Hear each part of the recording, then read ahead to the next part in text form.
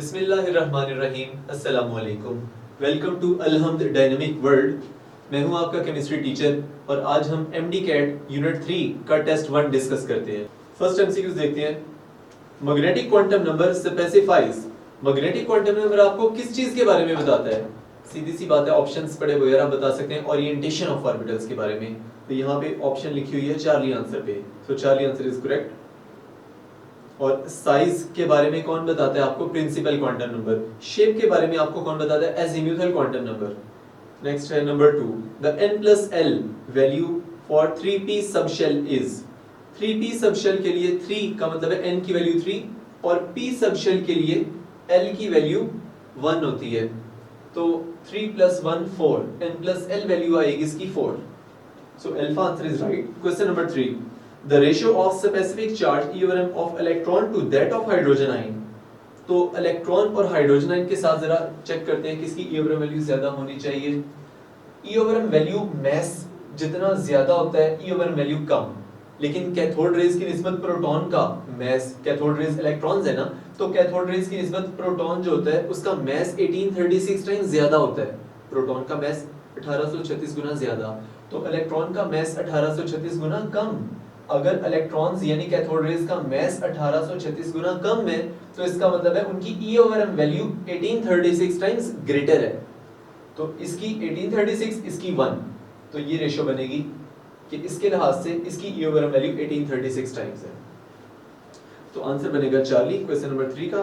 Question number 4, a strong argument for the particle nature of cathode ray is that they. Particle nature होना इसका किस property से साबित कर रहा है? प्रॉपर्टीज तो फ्लोरेसेंस भी है, कास्ट शैडो भी है, ट्रैवलिंग, ठीक है, लेकिन जो इलेक्ट्रिक और मैग्नेटिक फील्ड में इनका डेविएट होना है ये इनकी पार्टिकल नेचर को शो कर रहा है, क्योंकि पार्टिकल्स हैं और इनके ऊपर चार्ज है। तो पार्टिकल्स जब इसमें से गुजारे जाएंगे मैग्नेटिक फील्ड में से, चार्ज होने की वजह से वो बेंड होते हैं। Number 5, if S1 be the specific charge of cathode rays and S2 be the positive rays, तो पॉजिटिव रेज की निस्बत कैथोड रेज का चूंकि मास कम है इनकी इक्विलिब्रियम वैल्यू ज्यादा। S1 था कैथोड रेज, इनकी इक्विलिब्रियम वैल्यू ज्यादा, तो आंसर आएगा S1 इज ग्रेटर देन।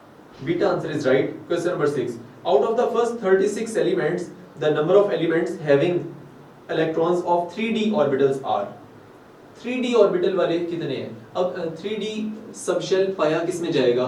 पहले 20 एलिमेंट जिनका एटॉमिक नंबर 20 है वहां तक 3d नहीं होता, 4s2 तक आता है कैल्शियम। स्कैंडियम से ऑनवर्ड ये स्टार्ट होता है, तो इसका मतलब है एटॉमिक नंबर 21 से हम काउंट करना स्टार्ट करेंगे 36 तक। तो 21 से 36 में 16 एलिमेंट्स बनते हैं, तो ये 16 एलिमेंट्स ऐसे होंगे 21 एटॉमिक नंबर से लेकर 36 एटॉमिक नंबर तक जिनके अंदर 3d सबशेल मौजूद है।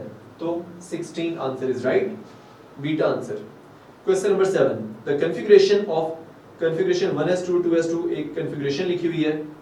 अगर आप टोटल इलेक्ट्रॉन्स इसके काउंट करें तो ये टोटल इलेक्ट्रॉन्स बनते हैं 11। तो 11 एटॉमिक नंबर सोडियम का है, so it is a ground state configuration of sodium.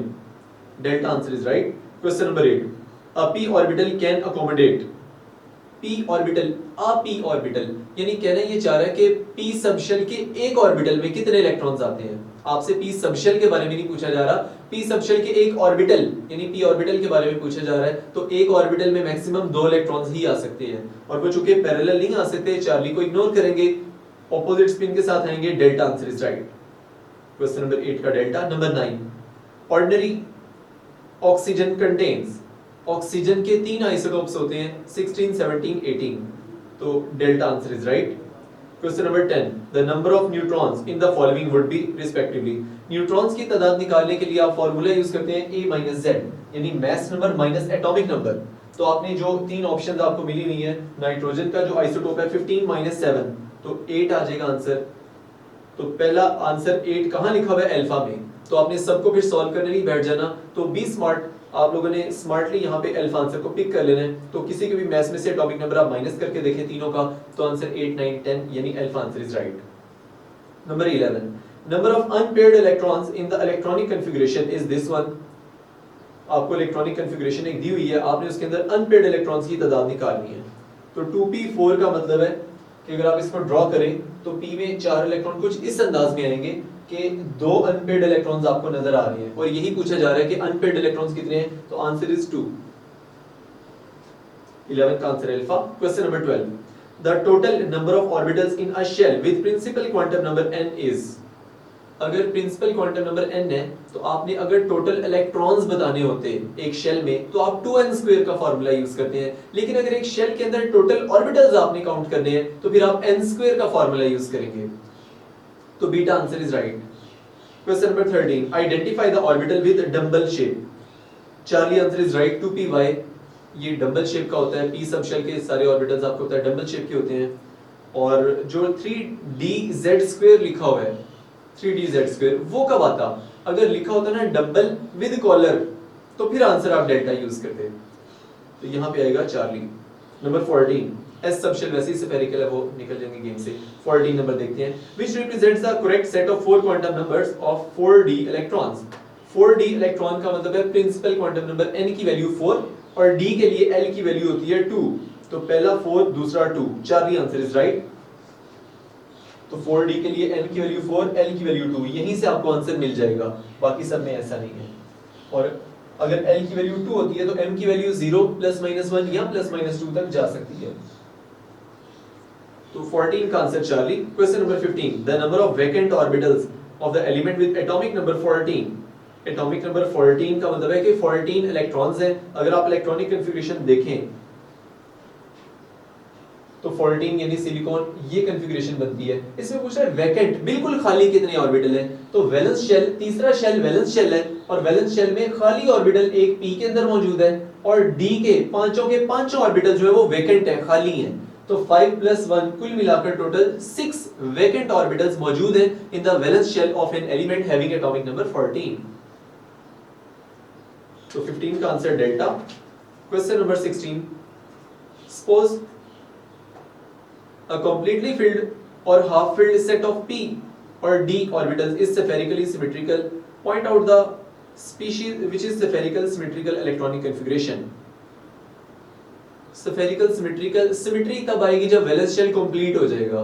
तो इनमें से कंप्लीट वैलेंस शेल वाली स्पीशीज है बीटा क्लोराइड है, क्योंकि क्लोरीन के वैलेंस शेल में 7 इलेक्ट्रॉन है, एक इलेक्ट्रॉन लेकर ये अपना वैलेंस शेल कंप्लीट कर चुका है।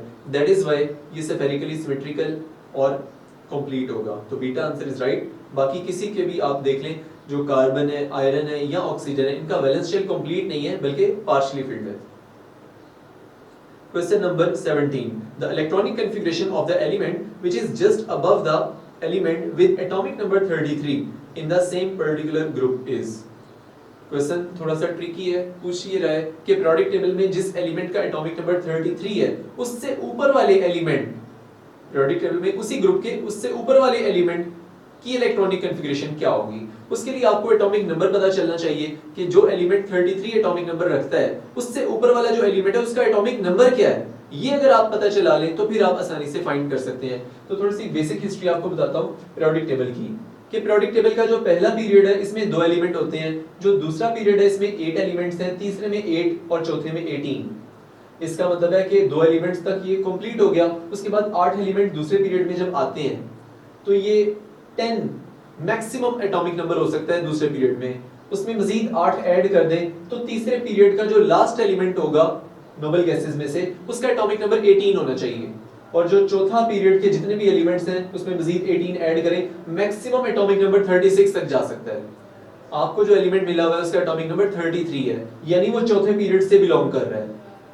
आपने एक पीरियड ऊपर जाना है तो आपको 18 एलिमेंट्स माइनस करने पड़ेंगे, यानी आपको जो 33 एटॉमिक नंबर वाला एलिमेंट मिला है उसमें से 18 माइनस कर दें। ये 18 माइनस करेंगे तो आप ऊपर वाले पीरियड में मूव कर जाएंगे सेम ग्रुप में। तो 18 माइनस करने के बाद एटॉमिक नंबर आता है 15। इसका मतलब है 33 एटॉमिक नंबर वाला जो एलिमेंट है उससे ऊपर वाला जो एलिमेंट है उसका एटॉमिक नंबर 15 होगा। तो 15 टोटल इलेक्ट्रॉन काउंट करें तो इसके बनते हैं। तो ऑप्शन आपके पास आएगी क्वेश्चन नंबर 17 में डेल्टा, क्योंकि इसके टोटल इलेक्ट्रॉन 15 है, आपने ये काउंट करने थे। Question number 18, the number of electrons in urea are. Urea के इलेक्ट्रॉन्स काउंट करने हैं तो तमाम एलिमेंट्स यूरिया में मौजूद जो हैं इन सब के एटॉमिक नंबर को आप ऐड कर लें, आंसर आ जाएगा 32, क्योंकि जो भी एटॉमिक नंबर होता है उतने ही इलेक्ट्रॉन्स होते हैं किसी भी एलिमेंट में, तो सबके एटॉमिक नंबर को ऐड अप किया, आंसर आ गया 32 इलेक्ट्रॉन्स। तो 18 का answer beta. 19, the maximum probability of finding electron in dxy orbital. तो 19 में जो dxy ऑर्बिटल होता है ये बिटवीन द एक्सिस पाए जाते हैं, इसमें इलेक्ट्रॉन के पाए जाने के चांस। तो x और y के बिटवीन अगर आप देखें तो 45 का एंगल बनेगा x और y के दरमियान। तो 40 answer is right. Question number 20, the quantum number for the last electrons of an atom are n is equal to 2, l is equal to 0, m is equal to 0, s is equal to plus half. The atom is n is equal to last electron 2s में है। पहले दो quantum number से आपको idea हो रहा है, n की वैल्यू 2 और l की वैल्यू 0, यानी 2s आखिरी इलेक्ट्रॉन 2s में है। तो 2s कॉन्फ़िगरेशन किसकी है? लिथियम, क्योंकि जो बोरॉन है और कार्बन है ये दोनों p ब्लॉक एलिमेंट है, तो इनका लास्ट इलेक्ट्रॉन s में तो नहीं होगा ना, p में होगा, तो इन्हें आप इग्नोर कर देंगे। और हाइड्रोजन है ही 1s1, तो लास्ट इलेक्ट्रॉन उसका 1s में है, उसको भी इग्नोर करें। Alpha answer is right, lithium. ये आप देख सकते हैं कॉन्फ़िगरेशन भी इसकी 1s2 2s1, क्योंकि 3 इलेक्ट्रॉन होते हैं लिथियम के पास, तो इस तरीके से लास्ट इलेक्ट्रॉन 2s में है, यानी n की वैल्यू 2, l की वैल्यू 0। तो ये था क्वेश्चन नंबर 20। 21 पे मूव करते हैं। The atomic number of an element is 17. The number of orbitals containing electron pair in the valence shell is। आपको कह रहा है कि एटॉमिक नंबर 17 है, यानी क्लोरीन है, और आपसे पूछ रहा है कि electron pair, complete electron pair वाले कितने हैं जिसमें इलेक्ट्रॉन पेयर हो। तो क्लोरीन की इलेक्ट्रॉनिक कॉन्फ़िगरेशन यहाँ पे देखते हैं जरा, ये आपके सामने है। तो वैलेंस शेल में कंप्लीट इलेक्ट्रॉन पेयर वाले ऑर्बिटल यानी लोन पेयर वो आपको नजर आ रहे हैं। टोटल 3 इलेक्ट्रॉन पेयर है, तो क्लोरीन में 3 इलेक्ट्रॉन पेयर मैंने इलेक्ट्रॉनिक कॉन्फ़िगरेशन ड्रॉ करके आपको बता रहा हूँ। तो answer is beta, 3 electron pair है या 3 ऑर्बिटल हैं जिनके पास इलेक्ट्रॉन पेयर कंप्लीट है। Question number 22, the atomic number of the element having maximum number of unpaired 3p electrons. 3p, अच्छा चेक करना है 3p स्टार्ट कब होगा? जब एटॉमिक नंबर 12 से ज्यादा होगा। तो कॉमन सेंस या ट्रिक यूज करते हुए आप आंसर यूज कर सकते हैं कि अल्फा आंसर आएगा 15। तो 15 यानी फास्फोरस, अगर आप ड्रॉ करें 22 को, तो फास्फोरस में 3 अनपेयर्ड इलेक्ट्रॉन हैं, बाकियों में तो 3p इलेक्ट्रॉन होंगे ही नहीं। क्योंकि अगर आप गौर करें कि 10 एटॉमिक नंबर जिसका होगा नोबल गैस है, तो नियॉन, इसका मतलब उसमें तो 3 अभी स्टार्ट ही नहीं हुआ, अभी तो लास्ट इलेक्ट्रॉन 2p में है। 12 लास्ट इलेक्ट्रॉन मैग्नीशियम के 3s में होते हैं, 3p तो स्टार्ट नहीं होता, वो तो 12 से ज्यादा इलेक्ट्रॉन होने चाहिए थे। और 6 एटॉमिक नंबर, ये तो 2s तक है, 2p तक है, यानी तीसरा शेल भी अभी स्टार्ट नहीं हुआ, तो बाकियों को इग्नोर करेंगे। Alpha answer is right. Number 23, the radius of deflection of electron beam is beta inversely proportional to the magnitude of applied field. यानी अगर आप मैग्नेटिक फील्ड ज्यादा अप्लाई करेंगे तो उसकी वजह से रेडियस ऑफ डिफ्लेक्शन भी ज्यादा, सॉरी रेडियस कम, डिफ्लेक्शन ज्यादा, रेडियस कम। तो इस वजह से यानी यहाँ पे अगर मैग्नेटिक फील्ड ज्यादा अप्लाई करूंगा तो रेडियस कम, लेकिन डिफ्लेक्शन आप कहेंगे बेंडिंग ज्यादा होगी।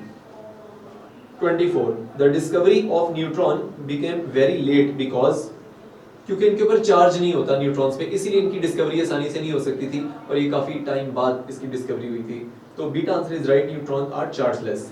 25, the magnet will cause greatest deflection in charlie beta rays. ये मैंने एक सैंपल शो किया है। अल्फा रेज जिनका मैस ज्यादा होता है वो कम बेंड करते हैं, जिसका मैस कम होता है वो ज्यादा बेंड करता है। बीटा रेज पे नेगेटिव चार्ज है ज्यादा, इन पे मैस कम होने की वजह से ज्यादा मैग्नेटिक फील्ड का धक्का लगेगा, ज्यादा एंगल। और जो गैमा रेज हैं या न्यूट्रॉन्स हैं, चूंकि इनके ऊपर चार्ज नहीं होता, ये सीधे गुजर जाएंगे, इनके ऊपर कोई मैग्नेटिक फील्ड का इफेक्ट नहीं होगा। 26, for the fourth ionization energy value find out the electron that must be expelled from the sodium atom। Sodium atom की लास्ट इलेक्ट्रॉन अगर आप देखें तो कॉन्फ़िगरेशन में से कह रहा है कि for the fourth ionization energy. Question number 26 में अगर हम आयनाइजेशन एनर्जी एक बार लिख लें सोडियम की, तो 1s2 2s2 2p 6 and 3s1। एक इलेक्ट्रॉन जब निकलेगा, ये तो फर्स्ट आयनाइजेशन एनर्जी है, और चौथा इलेक्ट्रॉन जब निकल रहा होगा वो 2p में से निकल रहा होगा, क्योंकि मजीद 6 इलेक्ट्रॉन है ना, 1 के बाद 1 by 1 p 2p के इलेक्ट्रॉन जाने शुरू होंगे। तो यही आपसे वो पूछ रहा है कि चौथी आयनाइजेशन एनर्जी के लिए कहां से इलेक्ट्रॉन निकालना पड़ेगा, तो इलेक्ट्रॉन 2p में से निकालना पड़ेगा। Delta answer is right. 27, in each period ionization energy value is maximum for beta answer is right, noble gas, क्योंकि लेफ्ट टू राइट साइज छोटा होता जा रहा है और आपको पता है आयनाइजेशन एनर्जी साइज के इनवर्सली प्रोपोर्शनल होती है, तो साइज जितना छोटा होगा आयनाइजेशन एनर्जी उतनी ही ज्यादा।